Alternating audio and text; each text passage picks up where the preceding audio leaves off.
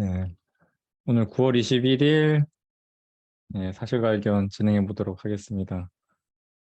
지금 제가 사실 좀 졸려서 좀 그럴 수 있는데 FMC를 또 앞두고 있다 보니까 방송 하게 되었습니다. 어, 이거 장표 하나 준비했어요. FMC 관련해서는. 저는 솔직히 이거 관심도 없거든요. 그냥 요거 하나 관심 있는 거죠, 지금 저한테는.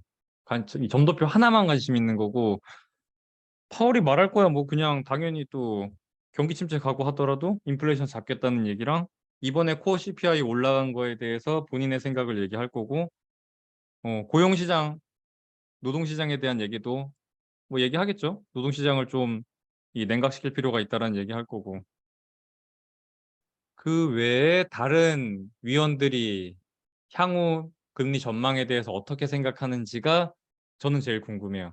최종 터미널 레이트도 이 롱텀 레이트 제일 중요하긴 한데 아무튼 이 점도표가 제일 중요해요. 그러니까 딱히 무슨 말을 할 거다 뭐 이런 기대가 없어요. 그냥 어느 정도 그림도 그려지는 게 있고 솔직히 뭐 75bp니 100bp니 이거는 지금 상황에서는 진짜 한 개도 안 중요해. 한 개도.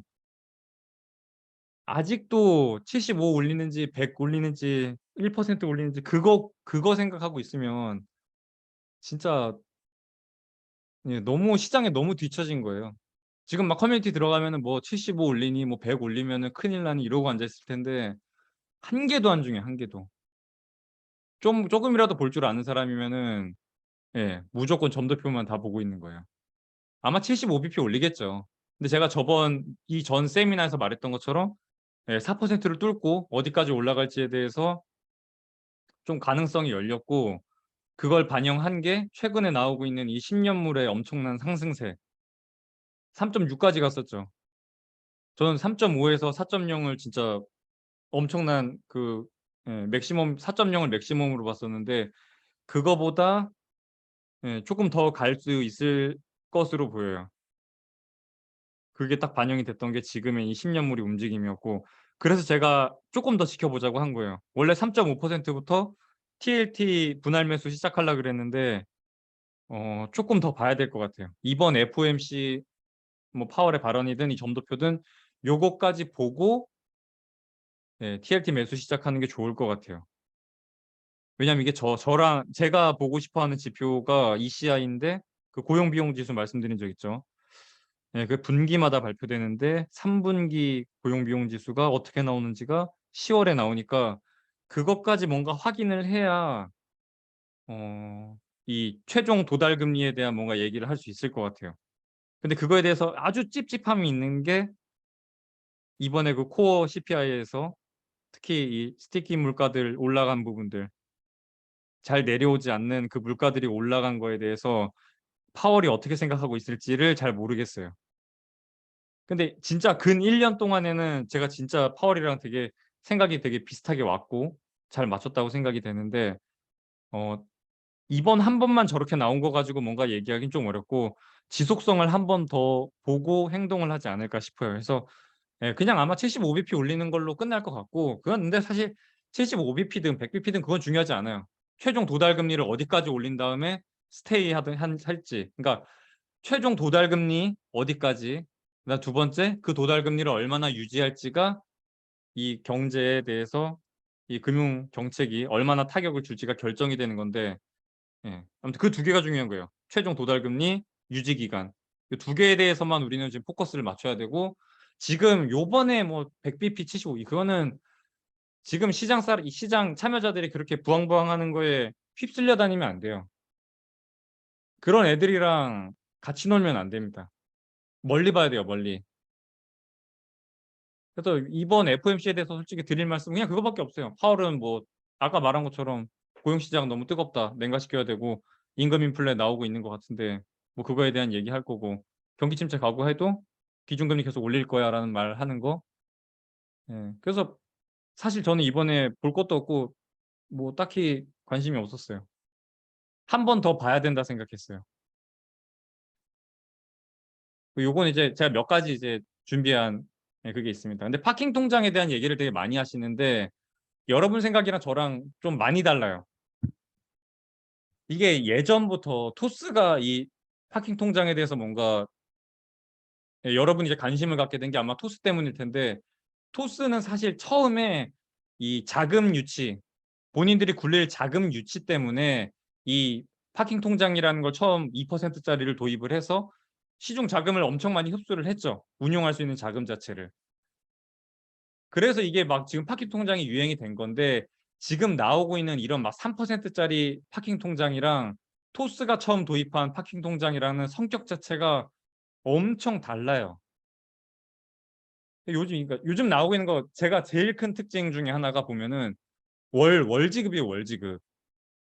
토스는 일복리고, 복리는 필요 없고, 일마다 지급이 된다는 게 가장 큰 포인트예요. 저는 지금 토스 통장 엄청 잘 이용하고 있는데, 뭐 1억 정도 넣어놓고, 1억 정도 넣으면 얼마였지? 5,700원인가? 뭐 그렇게 나오는 것 같은데, 이게 제가 지금 이거를 이용하고 있는 이유는, 이거 매일 여기 넣어놨다가 공모주 있을 때마다 한 번씩 빠져나왔다가 다시 들어갔다, 빠져나왔다, 들어갔다. 못해도 한 달에 한 두세 개 정도는 뜨거든요. 어지간하면 30% 이상 먹을 수 있는 공모주가, 그렇게 두세 개씩 떠요. 제가 세비캠도 되게 많이 먹었고, 대성 하이텍, 성일 하이텍 이런 거 되게 많이 먹었거든요. 그러니까 진짜 400% 먹었던 것 같아요. 근데 그렇게 한 번씩 들락날락 하는 걸로도 되게 많이 수익을 많이 낼 수 있어요. 이런 이자 뭐 이런 거보다도. 이거 지금 다 그래 뭐 이게 1점 몇 퍼센트 포인트 높긴 한데, 이거 월지급이에요, 월지급. 페퍼는 뭐 심지어 분기 지급인 건데, 그게 엄청난 차이예요. 이게 일지급이라는 거랑 월지급이라는 거랑. 여러분 생각하기에 나중에 토스가 이거 올릴 수도 있다고 생각하는데, 저는 이거 못 올린다고 봐요. 이거 2% 납둘 거예요. 여러분이 생각하는 것보다 이 일복리라는 게, 이 효과는 진짜 어마어마한 거예요. 나중에라도 3%인데 일복리 지급하는 게 나온다? 그럼 그걸로 무조건 가야죠. 근데 그게 아니고서는 이게 월 지급으로 되는 거는 아무 의미 없어요. 이거 그냥 한 달짜리 채권 산 거랑 똑같아요. 초단기 채권 산 거랑 똑같아요. 심지어 페퍼 같은 경우에 분기인데 이러면 3개월짜리 채권 산 거랑 동일한 효과예요. 그러니까 굳이 이거를 파킹 통장이라는 명칭을 쓰는 것 자체가 되게 얼탱이가 없어요. 진짜 파킹 통장이라는 이름에 맞는 통장은 토스 하나밖에 없어요, 지금은. 이거 한 달 어떻게 채우고 앉아 있어. 그래서 아무튼 이거 토스 막 3점 몇 프로짜리 나왔다고 막 그러고 하시던데, 하나도 안 중요해요. 무조건 일복리인 토스가. 근데 한도가 조금 아쉽긴 해요. 1억이어가지고. 근데 그래도 1억을 이렇게 현금 자체로 들고 있는 사람이 뭐 많지는 않을 수 있으니까, 한도 1억에 2%의 일복리면은 이건 진짜 너무 나이스해요. 근데 내가 정말 뭐 이렇게 공모 넣는 거 막 귀찮고 해가지고 그거 관심 없다 이러면은, 이런 저축은행에 넣을 때 진짜 생각 잘 하셔야 돼요. 요즘 PF 이 부동산 투자 박살나는 거 많이 나오고 있어요. 여러분 이거 은행에다가 예금 넣을 때, 우리 그 뭐 예금 보험공사에서 5천만 원 보장해 주잖아요. 그거 보험금 지불하는 거예요, 여러분. 예금 보험 5천 한도 그 예금 예치할 때 뭐 수수료 0점 몇 프로 뛰는 그게 있어요. 뭐 그거를 뭐 미리 이자에서 까든지 뭐 은행에서 뭐 어떻게 수취를 하는지 모르겠는데, 아무튼 예금 보험 공사로 지불이 되게 돼 있어요. 어떤 식으로든. 그게 5천까지니까 뭐 한 4,900 정도를 나눠서 뭐 이런 데다가 뿌려 놓으면 될 것 같아요. 근데 그거보다 그냥 한 6개월짜리로 저축은행 멀쩡한 거 가가지고, 요즘 동네에 가보면은 4% 넘는 거 많이 뜨거든요. 제가 근래에 넣는 게 3점 몇 프로짜리였는 3.5%인가 6개월짜리 넣었고, 하나는 한국 투자 어음 넣었어요. 6개월짜리 4.0%. 제가 생각하는 게 아마 딱 6개월 뒤면은 뭔가 이렇게 줍줍해야 되는 시장이 올 것 같아서, 일단은 제가 되게 보수적으로 운영하는 자금, 마누라가 절대 건드지 말라고 하는 그런 자금들은 다 예금에 넣는데, 저는 한 6개월짜리로 지금 다 들어가 있어요. 그래서 그런 식으로 운영하면 될 것 같고, 아무튼 이 파킹 통장이라는 이거에 진짜 명칭에 딱 걸맞는 거는 토스 하나밖에 없어요. 저처럼 좀 부지런히 움직이면 좀 진짜 수익 좀 잘 낼 수 있어요. 이거 은근히 제 용돈 50만 원인데 이거 진짜 은근히 많이 나와요. 이자 같은 거 뭐 내고도. 그 채권이 진짜 요즘 뭔가 개인들 사이에서 되게 유행하는 것 같아요. 우리가 아무래도 토스 저 2%할 때만 해도 막 사람들 막 와, 저거 대단하다 이랬던 것처럼 되게 낮은 금리, 낮은 예금 금리에 익숙해져 있다 보니까 회사채 가지고 막 6%, 막 7% 이러다 보니까 사람들이 예, 이거 갑자기 막 눈 돌아가지고 막 채권 시장에 뭣도 모르면서 지금 뛰어들고 있는 것 같은데 다음 장 보시면 지금 미국 1년 국채가 이 세상에서 가장 안전한 신용을 가지고 있는 미국의 1년물이 4%예요. 근데 꼴랑 가상금리 2점 몇 퍼센트 더 먹으려고 이 회사채를 산다고? 2.5% 포인트 더 먹으려고 회사채를 산다고? 이 시국에? 근데 이렇게 사게 되는 이유가 요즘 진짜 유튜브에 채권 사라는 말 너무 많이 나와요. 저도 이거 알고리즘 때문에 아마 저한테 계속 연결돼가지고 이렇게 보여주는 것 같은데 채권 사라는 말 되게 많이 나오고 채권과 관련된 뭐 유튜브도 되게 많고 채권 알려주는 뭔가 그런 것도 되게 많은데 착각하시면 안 돼요, 여러분. 제가 채권 사라고 하는 거는 회사채 뭐 이런 게 아니라 국채예요, 국채.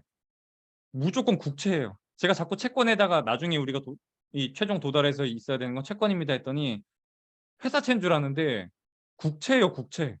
절대적으로 국채입니다. 이거 보시면 이거 19일자 신문인데 요즘 이런 기사 엄청 많이 나와요. 연 6% 고금리도 싫다. 이 회사채가 여기 보시면 이렇게 하나 손해보험에서 850억 원짜리 신종자본증권 이거 코코본드예요, 이게. 이걸 이제 수요 측을 그러니까 이 한화 손해보험이 A라는 회사에서 뭐 1,000억 원어치의 회사채 발행을 주관을 하는 거예요. 우리 공모주 할 때 이렇게 주관사들 있잖아요. 주관 증권사에다가 우리 거기다 청약 넣잖아요. 그거랑 동일하게 이렇게 뭐 증권사 같은 거 끼고 이제 회사채를 발행을 하게 되는데 요즘 안 사요. 이 보시면 목표에 850억에 10억 주문 들어가고 1,400억에 1,000억 들어가고 계속 미달이에요. 이러면 이거 주관사가 다 독박스거든요. 지금 이게 막 보통 회사채가 5년짜리가 되게 많아요. 그래서 이 증권사들이 보유하고 있던 이 과거부터 보유해 왔던 5년짜리 회사채가 엄청 많은데 뭐 앞으로 경기가 안 좋아질 거 뻔하기도 하고 금리가 올라갈 게 뻔하다 보니까 제가 보기에는 올해 연초부터 이 채권에 대해서 막 교육하는 영상이나 뭐 채권 좋습니다 이런 개인한테 채권을 구매하기 쉽게 여러분 생각해 보면 몇 년 전만 해도 뭔가 회사채나 국채 같은 거에 대해서 굉장히 내가 접근하기 어렵고 막 그런 것처럼 느끼셨을 텐데 요즘 이 개인들이 구매하기에도 쉽게 많이 홍보를 한다던가 그런 시스템을 잘 만들고 있어요. 이 증권사에서. 근데 왜 그러겠어요? 되게 간단한 거예요. 지네가 들고 있는 이 회사채 정리하려고 그러는 거야, 개인들한테. 근데 이걸 물고 들어간다고? 이거 미국 1년물 4% 넘은 지 얼마 안 됐어요. 기준금리가 생각보다 우리 되게 빠르게 올라오고 있잖아요. 갑자기 막 75bp씩 몇 번째 지금 띵뛰기 하고 있잖아요. 그 전에 이 증권사에서 이거 다 정리하려고 그랬던 거예요. 지네가 들고 있는 이 병신 같은 회사채들 개인들한테 다 떠넘기려고 이 몇 달 동안 작업을 했던 거예요. 근데 실제로 요즘 많이 사더라고요. 이거 예전에는 막 억 단위로 보통 회사채 많이 팔았는데 단위가 억 단위였어요.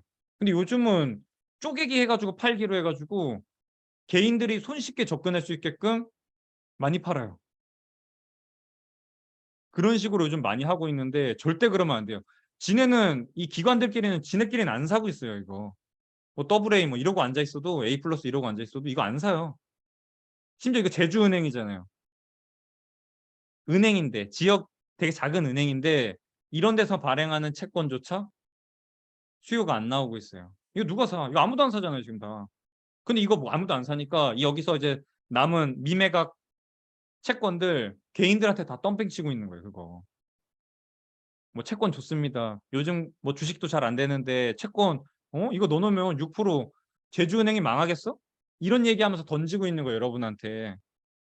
이 멍청하게 이거 1년짜리 4% 미국이 요즘 4% 하고 앉아 있는데 이거 6% 7% 하는 거 이거 뛰어들지 마세요, 절대. 이 신종 자본증권이 후순위 채권이에요. 뭐 예를 들어서 액면가 1억에 금리 7%. 그리고 보통은 영구채입니다. 이거 다. 영구채로 돼 있는데 이표채라 그래서 3개월마다 이자 지급은 돼요. 근데 원래 기본상 영구채입니다. 영구채. 이자 지급은 아무튼 3개월마다 보통 되는 게 보통 채권이고 5년 뒤에 내가 다시 사줄게라는 뭔가 조건을 달긴 달아요. 근데 안 사줄 수도 있어요. 이게 영구채 성격을 가지고 있는데 보통 5년 뒤에 내가 다시 사줄게. 그 채권 너한테 지금 발행했는데 그거 내가 나중에 5년 뒤에 다시 사줄 거야. 해서 이거를 5년짜리라고 홍보를 해요. 보통. 근데 안 사줄 수도 있어요. 이거. 보통 회사가 자금 조달을 하는 방법이 은행 대출이 첫 번째, 두 번째가 회사채 발행. 그 다음에 이제 마지막에 안 되면 유상증자를 때리는 거예요. 여러분 작년에 생각해 보면 대한항공에서 유상증자, 이 항공 쪽에서 유상증자 되게 많이 때렸었어요. 그게 왜 그랬냐면 그 앞단에 대한항공에서 회사채 엄청 많이 뿌렸어요. 회사채 뿌리다 안 되니까 유상증자도 또 미친 듯이 했고 이 고유가에다가 또 이 비행기 렌트비는 달러로 지급이기 때문에 이래저래 항공사가 되게 힘들었어요. 그래도 대한항공 같은 경우에 좌석 다 뜯어내고 이 항공 운임 가지고 많이 충족을 시키긴 했죠. 그냥 딱 그냥 이런 로직을 가지고 있는데 이 유상증자가 갑자기 많이 나오기 시작하면은 이 뒤쪽에 말씀드리겠지만 경기 침체 지표 중에 하이힐드 스프레드라고 있는데 지금은 가상금리가 그렇게 많지 않은 걸로 보여요. 우리나라 한국채 보면 5년짜리 우리도 이제 많이 올라왔죠. 거의 4%까지 올라왔는데 그래도 가상금리가 붙는 게 얼마 안 붙어요. 지금은 뭐 2점 몇 퍼센트 붙여가지고 여기다 지금 이 발행을 하고 있는 상태인데 이거 이렇게 나오거든요. 요즘 나오고 있는 이 코코본드 신종자본증권 후순위 채권이 이렇게 나오고 있는데 이게 영구채다 보니까 부채로 잡히질 않아요. 이거 자본으로 잡혀요. 이 대차대조표 재무제표에서 이게 부채로 안 들어가요. 우리가 얘네한테 돈 빌려주고 채권 산 건데 얘네가 왜 이 영구채 성격으로 발행을 하냐면 이게 영구채이기 때문에 부채로 안 잡혀요. 그래서 재무제표를 조금 건전한 것처럼 보이게끔 만들 때 되게 좋아요. 이 신종자본증권이. 그러니까 사실상 이 부실에 대한 트래킹을 하는 데 있어서도 이렇게 영구채로 발행이 되기 때문에 자본으로 들어가기 때문에 부채가 아니고 이거 되게 이게 요즘 많이 발행되고 잘 소진이 안 된다는 것 자체가 기관에서 이걸 안 먹어주고 있잖아요. 지금 이렇게 높은 금리를 주더라도 안 먹어주고 있는데 그러니까 너도 나도 지금 돈을 어떻게 해서도 융통을 하기 위해서 지금 이런 파킹 통장 3점 몇 %짜리도 나오고 왜 이 저축은행이 3점 몇 %짜리 파킹 통장을 만들고 앉아 있겠어요. 너도 나도 지금 시중에 이 개인들 돈 가져다 쓰려고 미친 듯이 혈안이 된 거예요. 지네는 이거 안 사고 있잖아. 팔긴 엄청 팔죠. 그러니까 잘 생각하세요. 잘. 이 높은 퍼센트 이런 거에 요즘 뭔가 현혹되는 게 많은데 그러지 마세요. 제가 생각했을 때 제일 좋은 거는 돈이 남는다 지금. 내가 막 어디 투자하긴 좀 부담스럽고 현금으로 들고 있고 싶다 하면은 이런 저축은행 파킹 통장 말고 저축은행 한 6개월짜리 가보시면 4% 넘는 거 지금 질비예요. 4.2%, 4.3% 이런 거 널렸거든요. 그거 뭐 한 4,900만 원씩 해가지고 쭉 나눠서 한 은행당 5천만 원 보장이니까 그렇게 쭉 뿌리세요. 근데 특히 이 지역은행들 뭐 새마을금고나 신협 뭐 그런 데 있죠. 수협 뭐 이런 거. 그런 데는 조금 그럴 수 있다라는 거는 좀 생각을 하셔야 돼요. 경기가 진짜 안 좋아지고 하면은. 특히 우리나라 기준금리 안 올리는데 기준금리 꼴랑 25, 25, 25, 50 올렸는데 이미 시장금리는 저기 내달려 있어요. 이러면 기준금리가 아무 역할도 못 하는 거예요. 우리나라 기준금리 지금 50bp 올리든 뭐 75bp 올리든 하등 상관이 없어요. 우리나라도. 우리나라 금융정책은 금융정책이 아니에요. 그냥 겉보기만 뭐 완화인 것처럼 하고 있는 거지 이미 시장금리는 내달려가지고 저기가 있어요. 저기. 근데 우리나라도 지금 이 장단기 역전 나오고 있죠. 여러분이 1년짜리 예금 3%에다가 들면은 은행은 그거 가지고 채권 사러 가거든요. 여러분한테 1년 융통 받아서 뭐 물론 그거 가지고 뭐 어디 대출을 해주고 하겠지만은 대부분은 이런 채권 사러 가요. 그래서 그 중간 이 뽀찌 남기는 거예요. 여러분 1년 3%짜리 들면 미국채 이러진 않겠죠. 근데 예를 들면 미국채 1년짜리 4% 하면 1%포인트 이득이잖아요. 이런 식으로 하는 거예요. 그래서 우리가 직접 채권 투자하자고 제가 계속 말씀을 드리고 있는 거고. 은행은 그렇게 돈 버는 거예요. 경기 침체도 제가 시장이 아까도 뒤처지면 안 된다고 말씀드렸는데 아직도 경기 침체가 오니 많이 이러고 앉아 있으면 그러고 있으면 돈이 있는 거지 뭐. 보통 80%가 돈을 잃고 10%가 본전을 하고 10%가 돈을 딴다고 해요. 주식시장에서. 근데 그 나머지 90%는 경기 침체가 오니 많이 아직도 이러고 앉아 있는 거야. 남들은 언제 오니 얼마나 오니 이런 얘기하고 있는 건데 그 사람들은 아직도 경기 침체가 올 수도 있고 안 올 수도 있고 그런 얘기하고 앉아 있는 거예요. 답답해서 그래.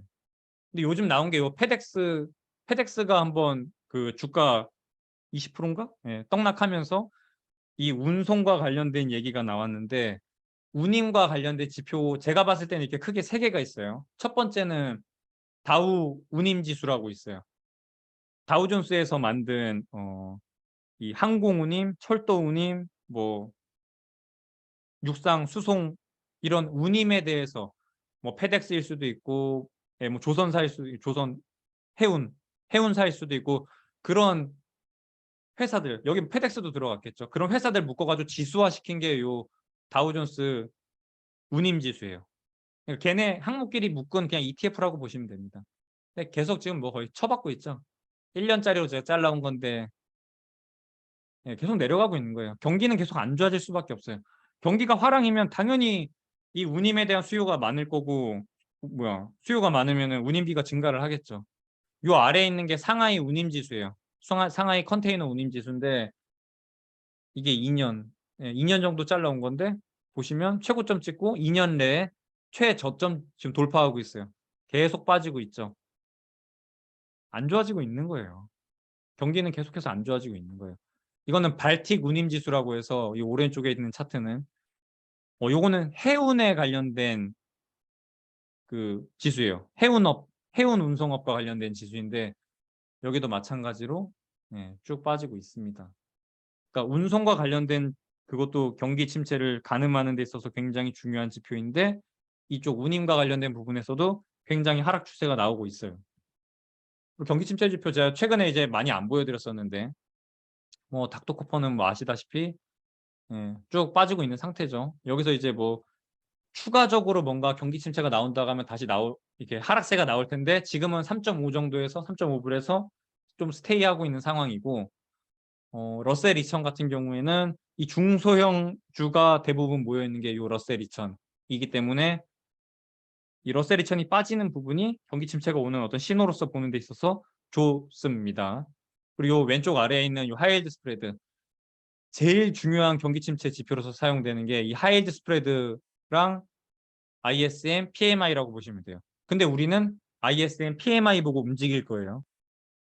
요 왼쪽에 있는 거는 어떻게 보면은 하이힐드 스프레드가 올라가면은 뭔가 이 좀 중소기업들 실적을 잘 못 내는 중소기업단에서 자금 조달에 대한 가상금리가 얼마 붙는지 그러니까 실질적으로 얘네 가상금리가 많이 붙어서 뭔가 부도가 나거나 이런 이게 하이힐드 스프레드가 올라가고 이 자금 조달 비용이 상승함에 따라서 부도까지 일어나야 뭔가 이렇게 경기 침체가 오는 그런 거라고 보시면 되고 그거보다는 우리가 좀 선행적으로 봐야 되는 실질적으로 경기 침체 이제 딱 들어가서 뭔가 패드가 경기 침체가 진짜 왔구나 하고 뭔가 이런 금융 정책을 피봇할 수 있는 지표로서 삼는 거는 ISM PMI예요. 이게 제일 중요합니다. 우리가 투자에 있어서 이 금융 정책의 피봇의 지표로서 선행 지표로서 삼는 거는 ISM PMI라고 보시면 돼요. 지금은 계속해서 50 위에서 놀고 있고 실질적으로 뭔가 경기 침체가 온다고 하면 50 아래로 부러져서 이게 예전에 그 코로나 때 팬데믹 때 경기 침체 왔을 때는 43? 뭐 요 정도까지 내려갔다 찍고 올라온 걸로 보시면 돼요. 45 아래로 내려가면 거의 뭐 확정이라고 보시면 됩니다. 경기 침체 확정. 그래서 우리는 나중에 피봇 돌리는 거는 이거 보고 돌릴 거예요. 계속 이거 트래킹하면서 확인하시면 돼요. 그리고 이게 제가 요즘 조금 채팅방 보면서 조금 느끼는 게 좀 많은데 제가 요즘 다른 유튜버들도 되게 많이 보고 있어요. 그분들은 어떻게 운영하고 있는지 막 이런 거 많이 보고 있었는데 어 아까도 제가 누구 거 하나 올려드렸는데 사람들이 너무 이렇게 유튜버들이 해석해 주는 거나 이런 거에 그냥 고지고대로 받아들이는 듯한 느낌을 많이 받았어요. 내가 이 생각을 해야 돼요, 생각을. 제가 막 찾는 거 이런 거 많이 알려드렸잖아요. 제 노하우 많이 알려드렸잖아요. 제가 막 무슨 지표들 보고 뭐 CPI 보고 막 이런 거 막 알려드리잖아요. 그거 제가 직접 해보라고 하는 건데 얼마나 해보셨을지는 잘 모르겠지만 그거 말고도 이제 좀 생각을 해야 돼요. 그 중에 하나를 제가 오늘 좀 가지고 왔어요. 제가 요즘에 생각했던 건데 장단기 금리 관련된 거예요. 10년물이랑 2년물의 스프레드를 맥시멈으로 좀 끌고 온 겁니다. 당연히 지금 역전이 되어 있는 상태고 보시면 뭐 이건 그냥 과거부터 제가 몇 번이나 보여드렸으니까 이게 70년도 하면 한 50년, 60년? 한 50년, 60년 내에 하나, 둘, 셋, 넷, 다섯, 여섯 개의 경기 침체가 왔고 꼭 보면은 이 장단기 역전이 일어나고 나서 한 1, 2년 뒤에 이 음영으로 색칠된 부분이 경기 침체인데 장단기 금리 역전 나고 경기 침체 오고 장단기 역전 나고 경기 침체 오고 장단기 역전 나고 경기 침체 오고 보시면 딱 이런 패턴을 가지고 있어요. 근데 이게 이 장단기 금리 역전이 제가 봤을 때는 이렇게 크게 두 가지인 것 같아요. 첫 번째는 그러니까 원인일 수도 있고 결과일 수도 있고 보시면 기준금리를 인상하면서 뭔가 긴축적으로 돌려요. 금융정책을 긴축으로 돌리면서 그거에 따라서 이 장단기 금리는 제가 예전에도 설명 올려드린 거 있죠. 네, 그거 보시면 이 2년물은 보통 은행들의 자금 조달 비용이라고 생각하면 되고 장기 금리는 은행들의 수익이라고 생각하면 되는데 이게 역전이 되면 은행단에서 이 유동성을 축소하게 된다. 그래서 유동성이 축소되면서 경기가 침체에 들어간다. 이 위에 있는 말은 장단기 금리 역전이 되면은 그 역전으로 인해서 그게 원인이 돼서 유동성이 축소되면서 경기 침체를 유발한다. 장단기 금리 역전을 원인으로 보는 거예요. 두 번째, 경기 침체가 우려가 돼서 그러니까 미리 아무래도 국채 시장 같은 경우에는 그러니까 채권 시장 같은 경우에는 개인보다는 기관들이 훨씬 많기 때문에 기관들의 싸움이잖아요. 그래서 주식 시장이 6개월 선행한다고 하면 채권 시장이 보통 1년 정도 선행을 합니다. 그보다 먼저. 그래서 경기 침체가 앞으로 이 채권 시장에서 봤을 때 경기 침체가 우려가 돼서 안전자산을 선호하게 되고 그러다 보니 이제 장기 국채 쪽으로 들어가면서 장기 국채로 왜 들어가겠어요? 그 낮은 금리인데도 불구하고 왜 장기 국채를 지금 매수를 하는가?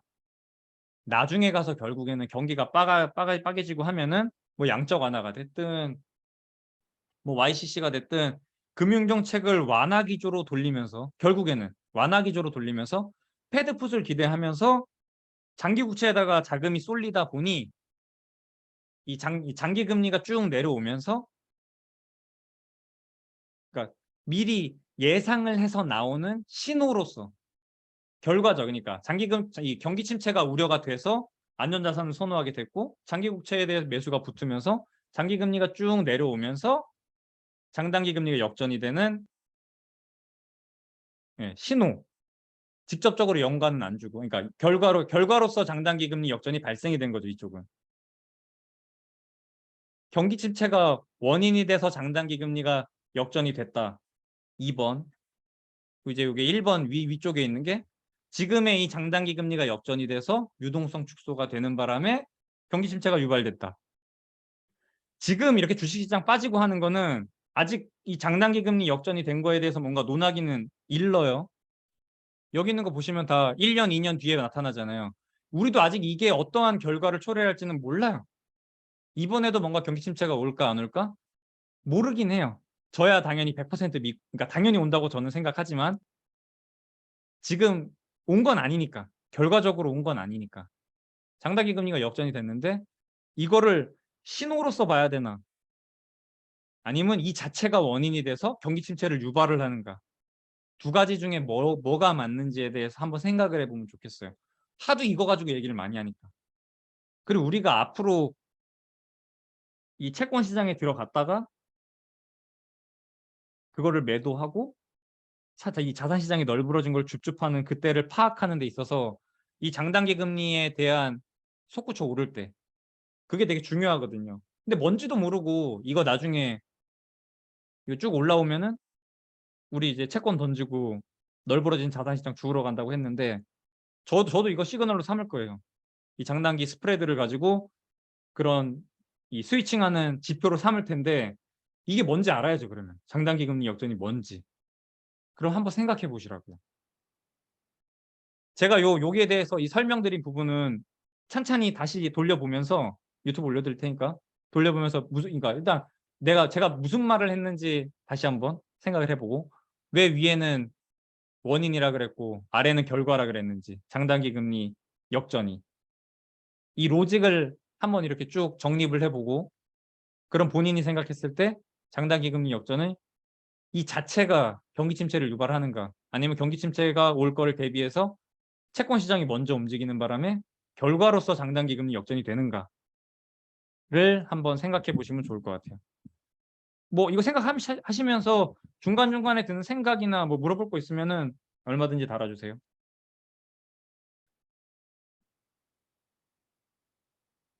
오늘 준비한 거는 여기까지고요. 제가 유튜브에 댓글이 질문이 몇 개 있었는데 그것도 같이 설명을 드릴게요.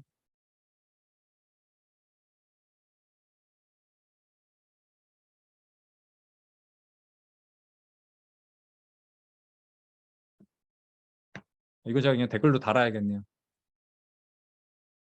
줄글로 써야 될 것 같아요. 네, 오늘 여기 이상입니다. 혹시 질문 있으시면은 네, 채팅 올려주세요.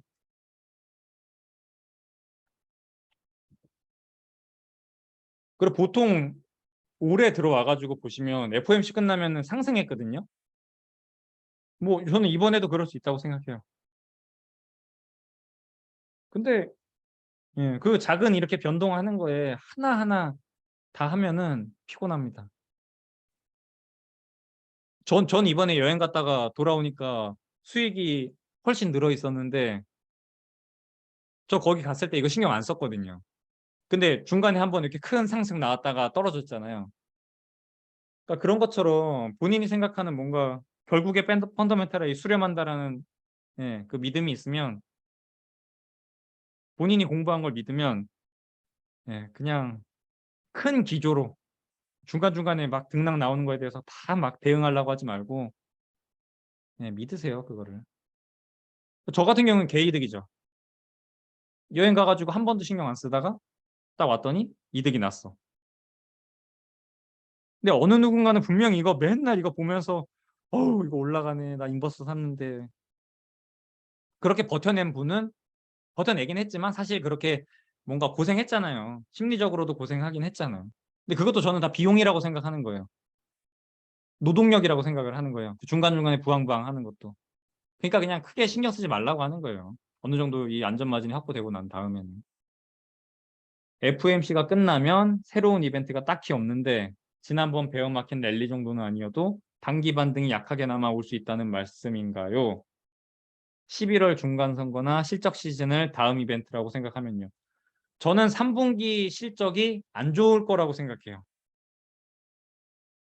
2분기에는 그나마 이 에너지 종목들이 좀 버텨줬는데 특히 3분기 같은 경우에는 에너지 단에서도 좀 많이 빠진 부분이 있고 무엇보다 강달러가 3분기에 들어와서 급격하게 발생됐기 때문에 강달러는 우리야 밖에 나가서 달러 받아오면 좋았죠. 환율 올라가면은.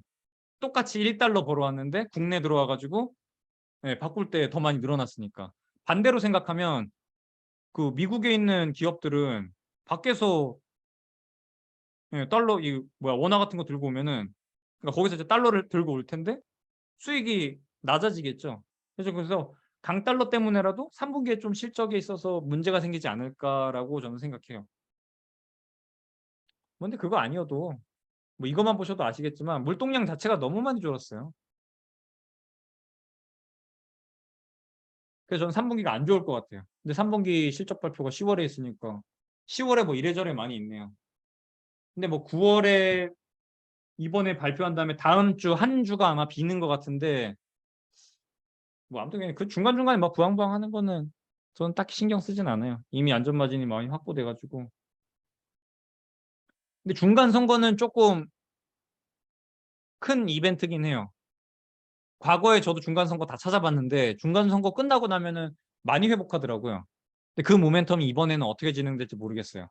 이런 얘기는 오늘 FOMC 끝나고 나서 점도표 보고 무조건 점도표 보고 그 점도표를 봐야 뭔가 제가 이렇게 조금 더 자세히 말씀을 드릴 수 있을 것 같아요. 근데 중간 선거는 예, 조금 큰 상승 모멘텀인 것 같긴 해요. 끝나고 나면 꼭 많이 올랐더라고요, 보니까. 앞으로 봐야 하는 이벤트는 기업들 3분기 실적, 신규 실업 청구, 4주 이동평균, 실업률 정도일까요? 예, 맞습니다. 특히 실업률. 아시다시피 저는 필립스 곡선에 완전 지금 꼽혀 있기 때문에. 근데 이번에도 분명히 파월이 그 말을 할 거예요. 이 고용시장, 노동시장이 냉각이 필요하다라는 말을 할 거예요. 파월은 올해 들어와서 한 번도 나 느슨하게 할 거야라든가 금리 인하할 거야라든가 그런 말 한 적 한 번도 없어요. 누누이 말씀드리지만 시장 혼자서 막 등락을 지 혼자 생각해서 한 거지 거기에 끼지 말라고요. 제가 늘 말씀드리고 싶은 건 거기에 끼지 마세요. 그죠? 하락만 하는 거 아니에요. 저 고버스 손절 얼마 전에 했었죠. 이번 고버스는 좀 예, 잘 됐는데 수익 많이 나고 있는데 저번에 고버스 매수했을 때 시장이 갑자기 뛰어오르면서 예, 그때 손절했죠 한번 레버리지로 바꿀 때. 예, 마냥 쇼충이 아닙니다. 질문이 없으니까 오늘 요만하면 될 것 같습니다. 모두 성투하시고 제가 요즘은 막 이렇게 크게 제가 언급해서 이렇게 설명을 드릴 만한 요소가 많지는 않아요, 사실. 뭐 이번에 FOMC 끝나고 나면 또 그거에 대한 설명 드릴 게 있겠지만 요즘 제가 이렇게 좀 뜨문뜨문하는 이유가 제가 읽어드릴 지표 자체가 많지 않아요. 제가 대화방에서 이렇게 요즘 채팅 많이 안 하고 있는데 딱히 뭐 기조가 바뀌거나 여러분한테 설명을 드려야 되거나 이럴 만한 요소가 사실 많지가 않아요. 그러니까 제가 이 유튜브 제가 하는 게 끼케야 1년짜리라고 하는 예, 유효기간이 1년이라고 하는 이유가 그래요. 나중에 가면 1년 지나서 상승장 오고 하면은 여러분들이 하고 싶어 하는 그 예? 바다가 잔잔할 때 고기 잡으러 나가세요. 지금은 아니에요. 저 진짜 공부도 많이 하고 자료도 진짜 많이 찾거든요. 저 진짜 대한민국에서 예, 0.1%라고 얘기할 수 있을 정도로 진짜 정보에 민감하게 다 찾아보거든요. 누구보다 공부 많이 하거든요. 그 저를 믿어주세요. 그거라도 제 성실한 걸 믿어주세요. 왜냐면 물리적으로 저를 이기기가 어려워요. 제가 공부하고 정보를 습득하는 이 시간을 이기기가 어려워요. 마누라랑 많이 싸울 정도로 거기에 시간을 많이 투자하고 있어요. 여러분이 잘 모르시면 예, 제 성실한 걸 믿어주세요. 저 1년 동안에 그 사실관계원 코로나 걸린 딱 그 하루 빼고 진짜 다 했었거든요. 아침마다. 그거 믿고 인버스 투자 지금 하기 좀 껄끄러우니까 현금이라도 많이 보유하고 기다려주세요. 진짜 몇 달만 기다리면 옵니다. 지금 저희 예금 금리 높은 거 많잖아요. 예. 못 믿겠으면 현금이라도 보유하고 계세요. 현금이라도. 인버스 투자라는 얘기 아니고 현금만 들고 계세요. 지금 절대 이 파도가 이렇게 치는데 밖에 나가서 예? 고기잡이 할 생각 하지 말고 여러분이 잘하는 그 종목 선정, 막 섹터 분석 이런 거 할 때는 파도가 잔잔할 때 하세요. 분명히 그런 기회 옵니다. 예, 오늘 여기까지 하겠습니다. 모두 수고하셨습니다. 빠잉!